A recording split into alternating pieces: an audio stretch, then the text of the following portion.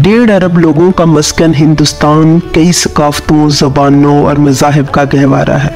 हिंदुस्तान के हर शहर, गांव, गली और मोहल्ले में हर रोज़ होनी अनहोनी कई कहानियां जन्म लेती हैं। कुछ सच और कुछ झूठ, और कुछ तो ऐसे कि इंसान पर कपकपी तारी कर दे। ऐसी ही कहानियों में से एक कहानी टीटू सिंह की है, जो अपने आप में बहुत ही मुनफरिद और अनबिलीवेबल है।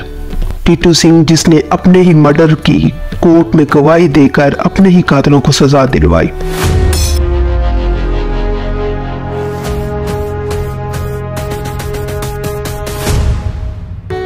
अस्सलामुअलैकुम, राज से टू सी में आपको वेलकम दोस्तों। अगर वीडियो पसंद आए तो मज़ीद वीडियो के लिए चैनल को सब्सक्राइब करना ना भूलिएगा। तो बढ़ते हैं आज की वीडियो की तरफ। 10 दिसंबर सन 1983 आगरा से 17 किलोमीटर दूर बाढ़ नामी गांव में एक बच्चे की पैदाइश होती है। वालिदैन उसका नाम तोरन सिंह रखते हैं। तोरन सिंह, जिसे प्यार से सब लोग टीटू कहकर बुलाते थे, 6 बहन भाइयों में सबसे छोटा था। टीटू सबसे छोटा बालक है मेरा। टीटू बहुत छोटी 18 माह की उम्र से ही बातें करने लगा, जो उस फैमिली में बड़ा अनयूजुअल था, क्योंकि टीटू के सारे बहन भाई 3 या 3.5 साल की उम्र में बोलना स्टार्ट हुए। 2.5 साल की उम्र में ये बालक ये बताता था कि मेरी माँ का नाम राजकुमारी है, मेरी बहू का नाम उमा है, मेरे पापा जी का नाम चंदा भारती है। तो हम लोग इस पे शक करते थे। जहाँ बच्चों का पहला लफ्ज बोलना ही वालिदैन को बहुत एक्साइटेड कर देता है, वहाँ टीटू के वालिदैन के लिए टीटू की बातें परेशानी का बायस बनने लगी। वो अपने वालिदैन को मुख्तलिफ बातें बोलता, मसलन मेरा नाम टीटू नहीं सुरेश है, और ये मेरा घर नहीं है, और ना ही तुम लोग मेरे माँ बाप हो। शुरू में टीटू के वालिदैन टीटू की बातों को ज्यादा सीरियस नहीं लेते और इसे टीटू का बचपना समझकर आई गई कर देते हैं। हम लोग इस पे शक करते थे। हम पूछते थे कि हम कौन है, तो ये बताता था कि हम तुम्हारे घर के नहीं है। लेकिन टीटू की ये अजीब बातें दिन ब दिन बढ़ती ही जा रही थी। मेरे पिताजी से कहना कि मेरे बीवी बच्चों का ख्याल रखे, क्योंकि मुझे तो यहाँ खाना मिल रहा है, लेकिन मुझे उनकी फिक्र हो रही है। टीटू की माँ ने टीटू से पूछा कि तुम किसकी बात कर रहे हो? तो टीटू ने कहा कि मैं अपने असली खानदान की बात कर रहा हूँ, जो कि इस वक्त आगरा में है। हम बोले जाते हैं बेटा तुम कागते हमारे ना पैदा भई हो, जन्म लेके आई हो, फिर बोले मम्मी आपको धोखा दे के नहीं जाऊंगा मैं। एक मकाम पर तो टीटू अपने वालिदैन की गुर्बत का मजाक भी उड़ाता है। वो अपनी माँ से कहता है, ये क्या तू फटे पुराने कपड़े पहन के रखती है? मेरी अम्मी और बीवी तो बिल्कुल ऐसे कपड़े नहीं पहनती। मेरी बीवी की तो एक साड़ी 2000 तक की होती है। ये बार साड़ी 1000 तक है, तो मम्मी मेरी माँ तो 2000 की साड़ी पहनती है। तुम गंदी धोती थी, बाहर मत जाओ करो, हम भगवान ज्यादा हैं, तुम मम्मी गरीब हो, हमें ना अच्छा लगा, तू कहो के। टीटू का रवैया दिन ब दिन अजीब होता जा रहा था। वो अक्सर घर वालों से अपने असली घर आगरा जाने की जिद करने लगा, और उसकी बात न माने जाने पर वो बहुत रोता और चीखता चिल्लाता। आहिस्ता आहिस्ता पूरे गांव बाढ़ में टीटू की बातें फैलने लगी, और लोगों ने उसे भूत प्रेत से मुंसलिक किया। जैसा कि यूजुअली हमारे गांव कस्बों में हर दूसरे मसले और बीमारी तक को भी भूत प्रेत या जादू से लिंक किया जाता है, टीटू के केस में भी यही हुआ। एक 5 साल बच्चा अगर ऐसी बातें करने लगे जिन बातों का वालिदैन के नजदीक ना कोई सर हो ना पैर, तो ये बातें वालिदैन के लिए बहुत परेशानी का बायस बन सकती हैं। तो टीटू के वालिदैन भी उसकी बातों से बहुत परेशान थे। टीटू ये भी बताता कि उसकी बीवी का नाम उमा है, और उसमें से उसके 2 बच्चे रोनू और सोनू हैं, और ये भी कि उसका आगरा में एक बंगला है। सोनू ने लल्लू को नाम है, बच्चों को उमा में बहू है। तो आगरे हमारी दुकान है, आगरे हमारे बच्चा है, हम सब थोड़े आएंगे। और वो घर वालों की साफ सुथराई को भी क्वेश्चन करने लगा कि ये क्या इतने गंदे घर में रह रहे हो, मुझे यहाँ नहीं रहना, मैं तो अपने आगरा वाले बंगले में जा रहा हूँ। और साथ में वो ये भी जिद करता कि उसे पैदल या पब्लिक ट्रांसपोर्ट पर नहीं जाना, वो सिर्फ अपनी गाड़ी से ही जाएगा। एक वक्त में तो अपने पेरेंट्स को मम्मी पापा की बजाय गुल्लू के मम्मी पापा बुलाने लगा। गुल्लू जो उसकी बड़ी बहन थी।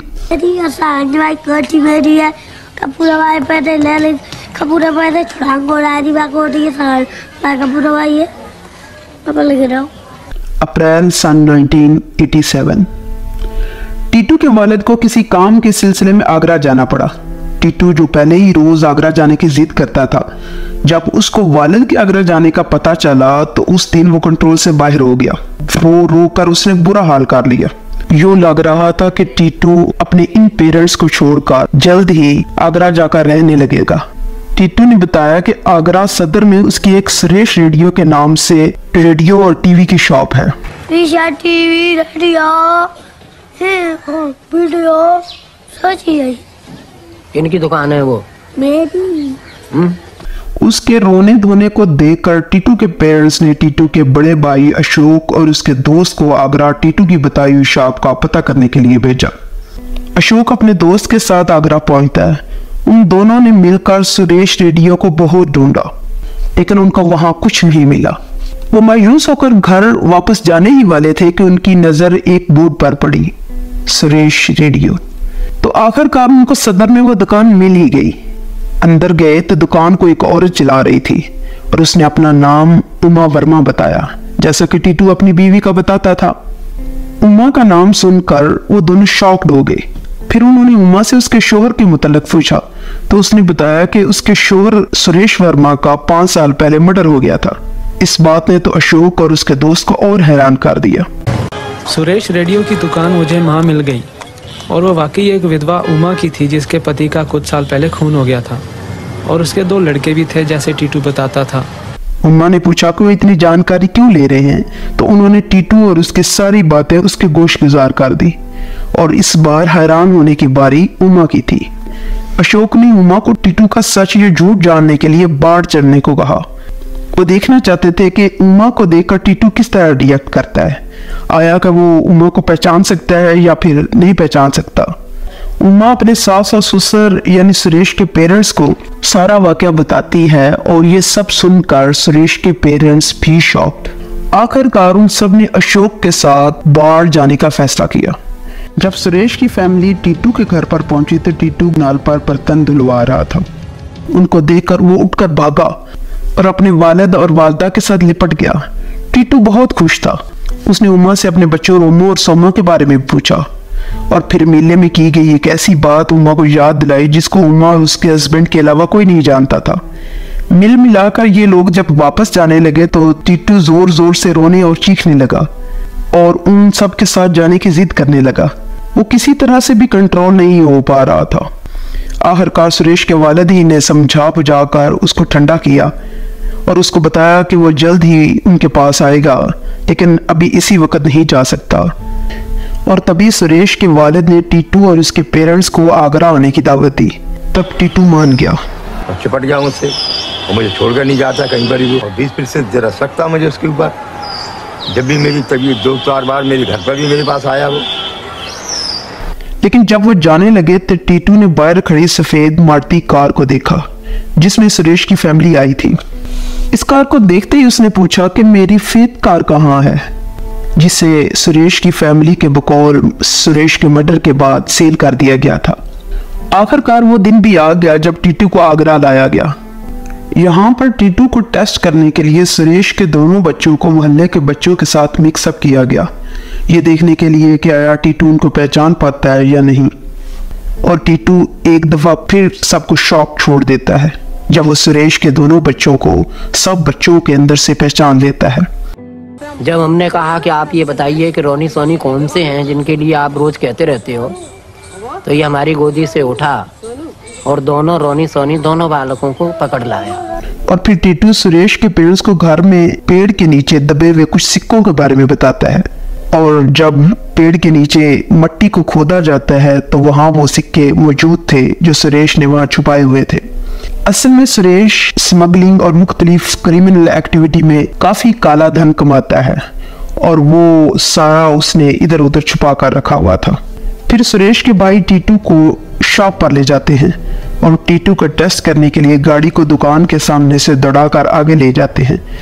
तो तब टीटू उनको कहता है रोको रोको, मेरी दुकान तो पीछे ही रह गई।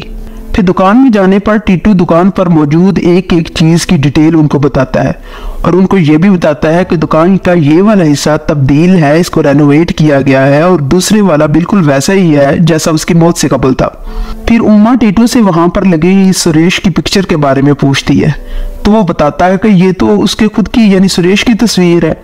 फिर उमा उससे पूछती है कि ये पिक्चर कब बनवाई गई थी तो टीटू बताता है कि ये कत्ल से कुछ ही दिन पहले बनवाई गई थी और यहाँ पर फिर टीटू एक दफा सच्चा साबित होता है।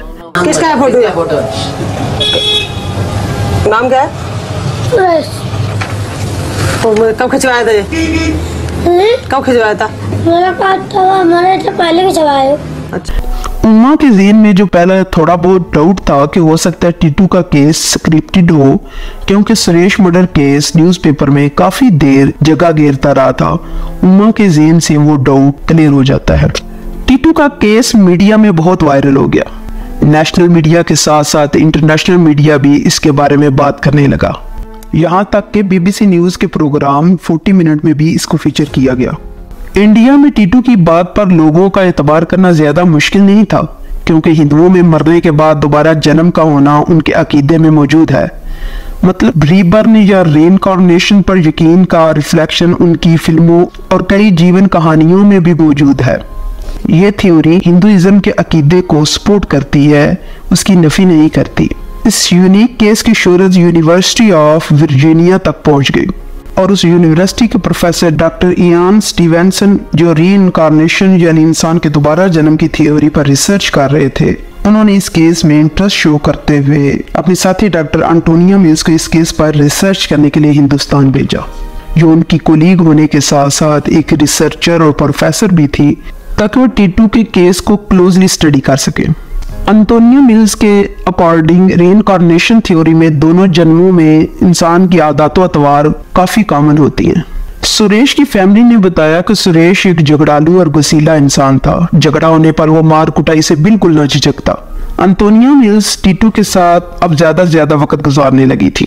वो बताती हैं कि एक दिन जब वो चूड़ियों की दुकान पर चूड़ियों की खरीदारी के लिए टीटू के साथ गई तो टीटू ने शॉपकीपर को बोला कि एंटोनिया हमारी मेहमान है, अगर वो उनसे चूड़ियों के पैसे लेने की कोशिश करेगा तो वो उसको गोली मार देगा।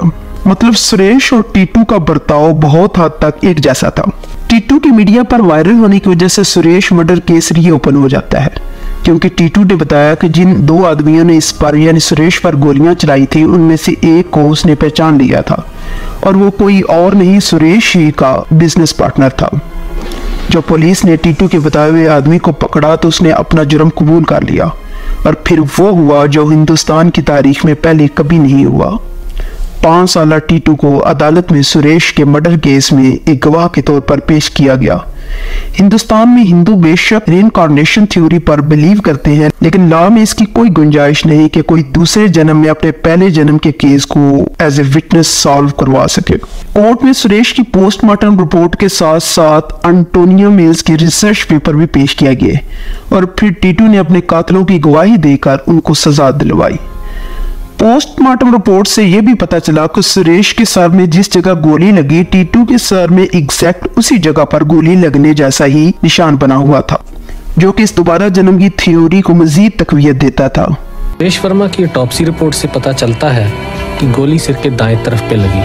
हैरानगी की बात है कि टीटू के सिर पे एक जन्म निशान है, जो रिपोर्ट के मुताबिक उसी जगह पे है जहाँ पर सुरेश को गोली लगी। इस थ्योरी के मुताबिक इंसान के बर्थ मार्क एक्चुअली में उसके पहले जन्म के हादसों के निशानात होते हैं। तोरन सिंह टीटू बेशक सुरेश का ही दूसरा जन्म था, लेकिन अब वो सिर्फ एक 5 साल का बच्चा टीटू था, जो ना तो उमा का हस्बैंड बन सकता था और ना ही सुरेश के पेरेंट्स टीटू को उसके वालिदैन से छीनना चाहते थे, क्योंकि वो जानते थे कि वालिदैन का अपने बच्चे को खोने का गम क्या होता है, और ना ही टीटू के पेरेंट्स उससे दस्तबरदार हो सकते थे। सो वो अपने पेरेंट के साथ अपने गांव बाढ़ को लौट गया, क्योंकि सुरेश उसका कल था और टीटू उसका आज है, और जिया सिर्फ आज में ही जाता है। टीटू बड़ा होकर सुरेश के बजाय तोरन सिंह बना, जिसने पिछले जन्म के काले धंधों की बजाय एक अच्छी कैरियर को चुना। उसने योगा एंड नेचुरोपैथी में मास्टर्स किया और आज वो बनारस हिंदू यूनिवर्सिटी में असिस्टेंट प्रोफेसर के तौर पर काम कर रहा है। टीटू का केस वाकई में सच था या झूठ, ये क्वेश्चन अभी बाकी है। इस केस की थ्योरी में एक बहुत बड़ी मिसकैलकुलेशन टीटू की बर्थ डेट को लेकर थी। ऑफिशियल रिकॉर्ड के मुताबिक सुरेश वर्मा की डेथ 28 अगस्त सन 1983 को हुई और टीटू की birth date according to hospital record 10th of December सन 1982 थी। मतलब सुरेश की मौत से 8 महीने पहले। अगर हॉस्पिटल की डेट को एक्यूरेट माना जाए तो ये दोबारा जन्म का एक बहुत ही रेयर केस होगा, जिसमें 8 माह की उम्र के टीटू की बॉडी को सुरेश की बॉडी ने रिप्लेस किया किसी सख्त बीमारी या बुखार वगैरह की सूरत के बाद। हिंदी में ऐसी रिप्लेसमेंट को प्रकाया प्रवास कहते हैं। तो फिर उन बर्थ मार्क और वाउंड साइन का क्या हुआ जो टीटू के स्कल पर मौजूद थे। दूसरी तरफ अगर टीटू की बर्थ डेट उसके वालिदैन के अकॉर्डिंग जो वो बताते हैं 10th of December 1983 मानी जाए तो फिर टीटू की रिप्लेसमेंट उसकी कंसीविंग के 3rd ट्राइमेस्टर में हुई। एंटोनिया मिल्स ने अपनी रिसर्च पेपर में ये लिखा कि हो सकता है कि ये दोबारा जन्म का ही केस हो, लेकिन साथ में ये भी हो सकता है कि टीटू को मल्टीपल पर्सनैलिटी डिसऑर्डर हो, जिसमें इंसान एक ही वक्त में मुख्तलिफ पर्सनैलिटीज के तौर पर एक्ट करता है और ये सारी पर्सनैलिटीज एक दूसरे से बिल्कुल मुख्तलिफ होती हैं। टीटू के केस में उसकी दूसरी पर्सनैलिटी उसी शहर में मौजूद थी, तो इस बात ने टीटू के बयान को तक़वियत दी और ये सच लगने लगा। और इस केस के बारे में एक राय ये भी पाई जाती है कि ये सब एक बहुत बड़ा पब्लिसिटी स्टंट था। टीटू के केस ने लोगों के ज़हनों में कई सवाल पैदा किए। सच क्या है कोई नहीं जानता। टीटू का केस आज तक एक बहुत बड़ा राज है। आपका क्या ख्याल है कि टीटू का सच क्या है? नीचे कमेंट सेक्शन में ज़रूर बताइएगा।